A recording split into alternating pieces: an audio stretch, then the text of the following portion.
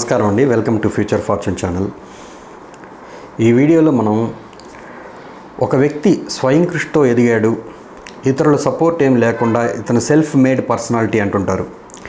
So ఈ type of personality success అనేది కొంతమంది ఫ్రెండ్స్ మూలకంగా కలుగుతుంది జీవితంలో, కొంతమందికి తల్లిదండ్రులు బాగా హెల్ప్ చేస్తారు, కొంతమందికి ఫ్రెండ్స్, కొంతమందికి స్వయం కృషి అంటే తనకు తానుగా అతనే ఇన్స్పిరేషన్, తనకు తానే ఇన్స్పిరేషన్ అయ్యి నేను ఎదగాలి, ఖచ్చితంగా ఎదిగి చూపించాలి అంటే తల్లిదండ్రులు సపోర్ట్ చేయరు, అతనికి ఫ్రెండ్స్ ఏదో ఎవరూ లేకుండా సపోర్ట్ లేకుండా ఒక వ్యక్తి జీవితంలో అంటే ఏదో ఒక రూపంలో ఉండనే ఉంటుంది. బట్ కొంతమందికి ఏంటంటే మెయిన్ నా ఉద్దేశం ఏంటంటే తల్లిదండ్రులు సపోర్ట్ లేకుండా వయసులో అంటే ఆయన స్వయం కృషితో తన యొక్క వ్యక్తిత్వాన్ని పెంపొందించుకొని తన బిహేవియరల్ ప్యాటర్న్లో చేంజ్ చేసుకొని జీవితంలో పైకి తీసుకొని వచ్చిన వ్యక్తి.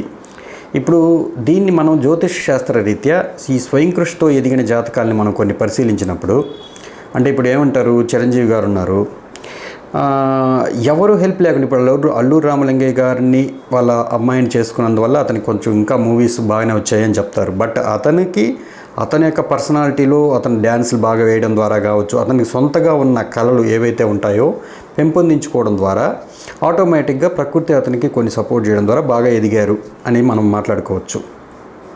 అలాగే ఇటువంటి జాతకాలు అంటే చాలా ఉన్నాయి స్వయం కృషితో. ఇప్పుడు ఒక స్టేటస్ నుంచి వచ్చి ఒక స్టేటస్లోకి అబ్నార్మల్గా ఎదిగిన వ్యక్తులు ఉన్నారు. కొన్ని పర్సనాలిటీస్ అసలు మనం చెప్పనే పర్లేదు. అండ్ మన చుట్టూ ఉన్న పరిస్థితుల్లో చూస్తుంటాం. ఇప్పుడు ఈవెన్ మన ఫ్రెండ్ సర్కిల్లో కూడా వాళ్ళ అమ్మా నాన్న ఏమి హెల్ప్ చేయకపోయినా వాడే వాళ్ళ ఒక టాలెంట్ అభివృద్ధి చేసుకొని బాగా ఎదిగిన వ్యక్తులు ఉంటారు. ఇలాంటి వాటిని మనం ఎలా చూడాలి, అసలు ఏ కాంబినేషన్స్ జాతక చక్రంలో ఉన్నందువల్ల ఇటువంటి వ్యక్తులు ఉంటారు అనేదానికి ఒక నాడీ శాస్త్రంలో ఒక హింట్ ఇచ్చున్నారు. ఏంటి అంటే అది మీకు జూపిటర్ అంటే మీ జాతక చక్రంలో గురువు గ్రహానికి ఎదురుగా ఏ ప్లానెట్ లేకపోయినా,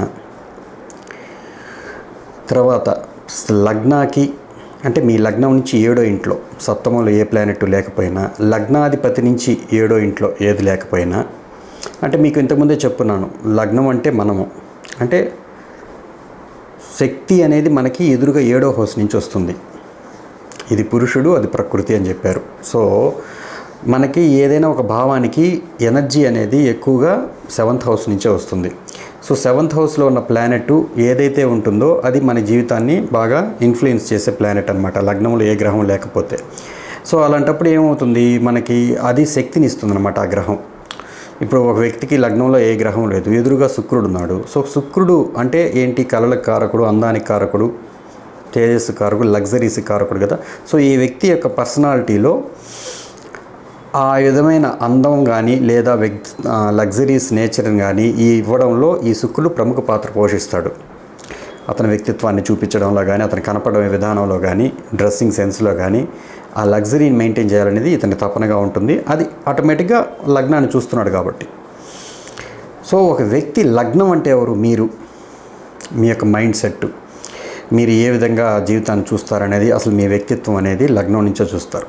సో దీన్ని ఇన్ఫ్లుయెన్స్ చేసే ప్లానెట్ ఎదురుగా ఏది లేకపోయినా, పోనీ లగ్నాధిపతి ఎక్కడ కూర్చున్న దానికి సప్తమంలో ఏది లేకపోయినా, చూడండి జీవకారకుడుగా నాడీ శాస్త్రంలో మనకి గురువుని తీసుకున్నారు. సో అంటే జీవుడిని వాళ్ళు గురువుగా తీసుకున్నారు. సో ఈ గురువుకి కూడా ఎదురుగా ఏ ప్లానెట్ లేకపోయినా వీళ్ళు స్వయం కృషితో పైకి వస్తారు. అంటే డిపెండెంట్ ఎవరితో మీద ఆధారపడకుండా వీళ్ళకి వీరుగా ఎదగగలరు అనే ఒక హింట్ అయితే వాళ్ళు ఇచ్చున్నారు. ఇది నేను కొన్ని జాతక చక్రాలు చూసిన తర్వాత చాలా వరకు అంటే even in my personal life I have also that combination. So తల్లిదండ్రుల సపోర్ట్ ఉండదు, తర్వాత ఏదో అంటే ఫ్రెండ్స్, ఈవెన్ నాకు మనకి ఏకాదశంలో చంద్రుడి నుంచి శుక్రుడు చంద్రుడి నుంచి ఏకాదశంలో ఉన్నందువల్ల అంటే ఇవన్నీ ఎందుకు చెప్తున్నానంటే వాళ్ళు ఫ్రెండ్స్ హెల్ప్ చేస్తారు, అది వేరు. దాన్ని ఉపయోగించుకొని మన టాలెంట్ని అభివృద్ధి చేసుకోవడం అనమాట.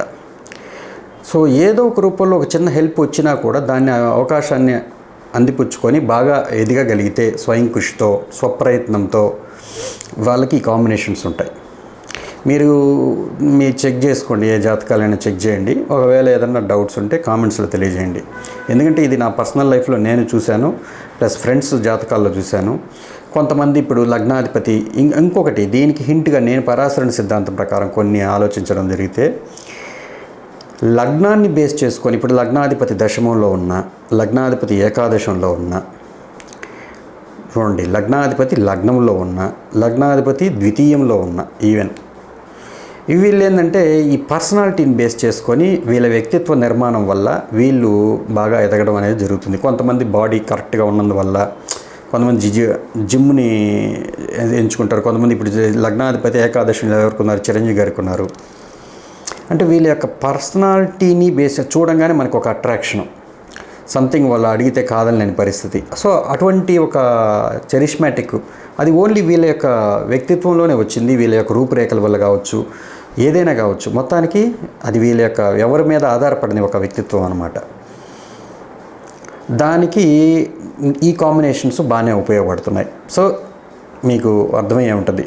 జూపిటర్కి అంటే గురుగ్రహానికి సప్తమంలో ఏదీ లేకుండా, లగ్నానికి సప్తమంలో ఏదీ లేకుండా, లగ్నాధిపతికి కూడా సప్తమంలో ఏదీ లేకుండా ఉంటే వాళ్ళు స్వయం కృషితో ఎదుగుతారు అనేది నాడీ శాస్త్రం చెప్తోంది. దీన్ని మీరు వెరిఫికేషన్ చేసుకోండి. యాజ్ పర్ పరాశర సిద్ధాంతం ప్రకారం పర్సనాలిటీని బేస్ చేసుకొని ఎవరు ఎదుగుతారంటే లగ్నాధిపతి లగ్నంలో ఉన్నవాళ్ళు, ద్వితీయంలో ఉన్నవాళ్ళు, దశమంలో ఉన్నవాళ్ళు, ఏకాదశంలో ఉన్నవాళ్ళు. ఇప్పుడు లగ్నాధిపతి సప్తమంలో ఉంటే మీరు పోయి డిపెండెంట్ ఆపోజిట్, అది భార్య మీద కావచ్చు, లేదా భర్త మీద కావచ్చు, లేదు వ్యాపార పార్ట్నర్షిప్స్ వల్ల కావచ్చు, మీరు డిపెండెంట్ అయి ఉన్నారు ఆల్రెడీ. లగ్నాధిపతి లగ్నంలో ఉంటే మీ వ్యక్తిత్వం మీద వేరే వాళ్ళు అంటే డిపెండెంట్ అవుతారు.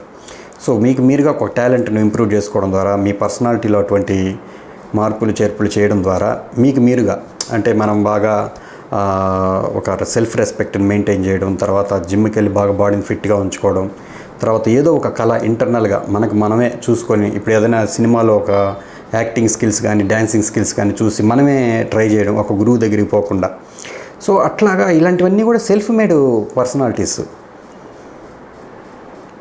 ఇవన్నీ చూస్తే అంటే ఈ ఎగ్జాంపుల్ సింపుల్గా ఒక లైన్లో ఉన్నట్టున్న చాలామంది జాతకాల్లో నేను గమనించాను.